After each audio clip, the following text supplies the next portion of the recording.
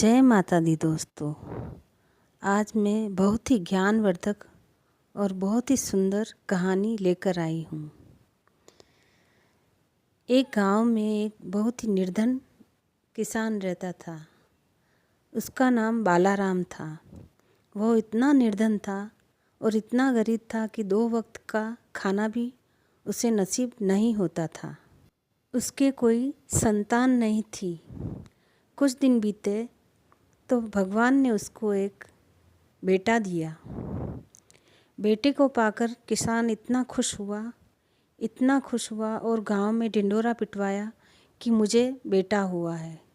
सभी गांव के लोग बहुत दिनों के बाद किसान के घर में बेटे को देखकर बहुत ही खुश हुए और दूर दूर से लोग किसान के घर पर बधाई देने के लिए आने लगे। एक संत महात्मा भी वहाँ पर आए।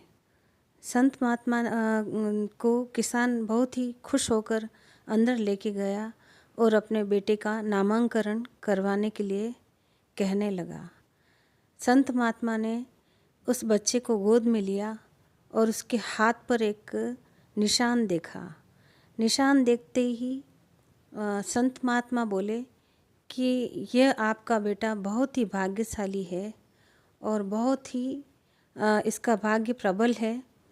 ये 14 साल की उम्र में यहाँ का राजा बनेगा और यहीं की राजकुमारी से विवाह भी करेगा। तो किसान ने बोला कि नहीं, मैं बहुत निर्धन गरीब किसान हूँ, मेरा बच्चा भला कैसे इतना भाग्यशाली हो सकता है। लेकिन संत महात्मा ने कहा कि इसके भाग्य में लिखा हुआ है। ऐसा कहकर संत महात्मा वहाँ से चले जाते हैं। इधर वहाँ का राजा जंगल में शिकार खेलते खेलते रास्ता भटक जाते हैं। वह चलते चलते उसी गांव में आते हैं और संत महात्मा का दरवाज़ा खटखटाते हैं। संत महात्मा दरवाज़ा खोलते हैं और राजा बोलते हैं कि मुझे बहुत जोरों की प्यास लगी है, आप मुझे पानी पिलाएं। राजा को संत महात्मा पानी पिलाते हैं और इतनी भीड़ को देखकर राजा बोलते हैं कि ये भीड़ कहाँ जा रही है। तो संत महात्मा बोलते हैं कि आज गरीब किसान के घर में बहुत सालों के बाद एक पुत्र हुआ है, सब उनको वहीं पर बधाई देने जा रहे हैं। इतना भाग्यशाली बेटा हुआ है कि उसका भाग्य इतना प्रबल है कि वो आने वाले समय में 14 साल की उम्र में यहाँ का राजा बनेगा और यहीं की राजकुमारी से वो शादी भी करेगा। इतना कहने पर राजा ने संत महात्मा से कहने लगे कि ऐसा कैसे हो सकता है, कोई यहाँ का राजा कैसे बन सकता है। तो संत महात्मा ने कहा कि नहीं, उसका भाग्य बहुत ही प्रबल है, आप भी यहीं हो, मैं भी यहीं हूँ और आने वाले समय में मैं बताऊँगा। यह सुनकर राजा वहाँ से चला जाता है और सेठ मक्खी दास का भेष धरकर वह दूसरे दिन किसान के पास किसान के घर पर आता है। किसान का दरवाज़ा खटखटाता है तो किसान दरवाज़ा खोलता है और सेठ मक्खीदास को अंदर बुला लेता है। वहीं पर उसका बेटा भी खेल रहा होता है। तो सेठ मक्खीदास के रूप में राजा बोलते हैं कि ये किसका बेटा है। तो किसान कहता है कि ये मेरा बेटा है, बहुत सालों के बाद मुझे संतान का सुख प्राप्त हुआ है, तो बहुत ही भाग्यशाली बेटा है मेरा। तो राजा सुनकर कहते हैं कि तू इतना गरीब ब्राह्मण है और तेरे इतना तेजस्वी बेटा पैदा हुआ है, तो क्यों नहीं तू मुझे इसे दे देता है। तो राजा की बात सुनकर किसान कहता है कि नहीं, बहुत सालों के बाद मुझे संतान पैदा हुई है, मैं कैसे दे सकता हूँ आपको।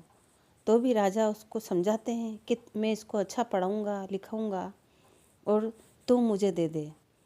तो वो सेठ अपनी पत्नी से पूछता है और पत्नी कहती है कि वाह, मेरा बेटा पढ़ेगा लिखेगा तो अच्छा ही होगा, इसलिए वो सेठ मक्खीदास को उनका बेटा दे देते हैं।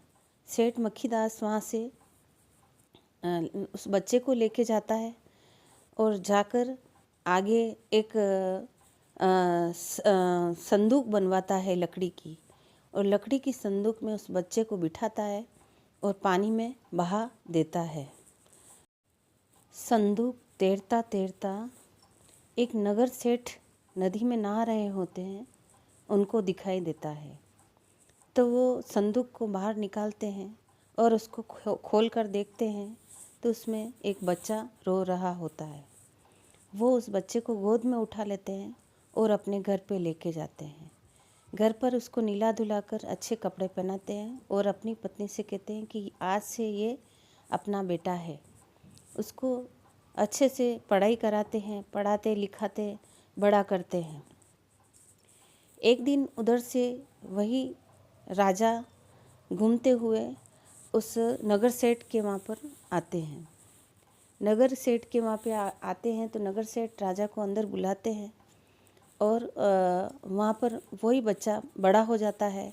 तो उसको नगर सेठ को राजा पूछते हैं कि ये किसका बेटा है। तो नगर सेठ बोलते हैं कि ये मेरा बेटा नहीं है, मुझे ये नदी में एक संदूक में मिला है। तो राजा सुनकर समझ जाते हैं कि ये वही लड़का है जिसको मैंने संदूक में बहाया था। दोस्तों, विधि का विधान प्रबल है। विधाता ने जो लेख लिख दिया है उसे कोई नहीं मिटा सकता है। इससे राजा सोच में पड़ गए। उन्होंने नगर सेठ से कहा, तुम्हारा बेटा बहुत ही होशियार है और समझदार है, क्या मेरा एक काम करेगा? तो नगर सेठ बोले, क्यों नहीं। तो उन्होंने कहा कि मैं एक चिट्ठी देता हूँ जो मेरी रानी तक आपका बेटा पहुँचा देगा। तो नगर सेठ ने कहा, हाँ मेरा बेटा पहुँचा देगा। इस तरह चिट्ठी उस लड़के को दे दी और लड़के को बोला कि राजा की पत्नी को जाकर दे देना। तो वो लड़का जाता है। जाते वो जंगल में भटक जाता है। जंगल में जाते जाते वह बहुत ज़्यादा थक जाता है। तो वो विश्राम करने के लिए इधर उधर नज़र दौड़ाता है। तो पास में ही एक दरवाज़ा बंद था। दरवाजे को जब वो खुलवाता है तो उसमें एक बूढ़ी माई बाहर आती है और वो कहता है कि मैं क्या थोड़ी देर विश्राम कर सकता हूँ, मैं बहुत थक गया हूँ। तो वो बूढ़ी माँ अंदर उसको लेके आती है और कहती है कि यहाँ पर बहुत घना जंगल है और ये डाकू का एरिया है, इसमें तू ज़्यादा देर मत रह, नहीं तो डाकू तुझे मार देंगे। लेकिन वो कहता है कि नहीं, मैं बहुत थक गया हूँ, तो मैं एक तरफ पड़ा रहूँगा। तो वहाँ उधर जाके और सो जाता है। थोड़ी देर में वहाँ पर डाकू आते हैं तो डाकू पूछते हैं उस माई से कि ये कौन है, कि ये कोई थका हारा एक लड़का है जो सो रहा है। रानी के यहाँ पर एक चिट्ठी लेके आया है। तो डाकू उसके हाथ से चिट्ठी निकाल कर पढ़ते हैं। उस चिट्ठी में लिखा होता है कि इस लड़के को मार देना। डाकू वह चिट्ठी बदल देते हैं और दूसरी चिट्ठी लिखकर और उसके हाथ में रख देते हैं। उसमें लिखा होता है कि इस लड़के की शादी हमारी राजकुमारी से करवा देना। जब सुबह होती है वो लड़का फिर चल पड़ता है। चलते चलते वो राजा के महल में जाता है। महल में जाकर वो चिट्ठी रानी को दे देता है। जब रानी चिट्ठी पढ़ती है तो उसमें लिखा होता है कि अपनी बेटी की शादी इस लड़के से करवा देना। तो रानी उस लड़के से धूमधाम से उस अपनी राजकुमारी की शादी करवा देती है। थोड़े दिन बाद जब राजा वापस आते हैं, रानी को बुलाकर राजा कहते हैं कि तुमने ऐसा क्यों किया, मेरी बेटी का विवाह ऐसे लड़के से क्यों करवाया। तो रानी साहिबा बोलते हैं कि आपने ही एक चिट्ठी लिखकर इस लड़के के साथ भेजी थी कि मेरी बेटी का विवाह इस चंद्र प्रकाश नाम के लड़के से कर देना। राजा गुस्से में रानी साहिबा से बोले कि वो चिट्ठी कहाँ है, लेके आओ। तो रानी चिट्ठी मंगवाती है और राजा उस चिट्ठी को पढ़ते हैं तो वो चिट्ठी पूरी ही बदली हुई लगती है।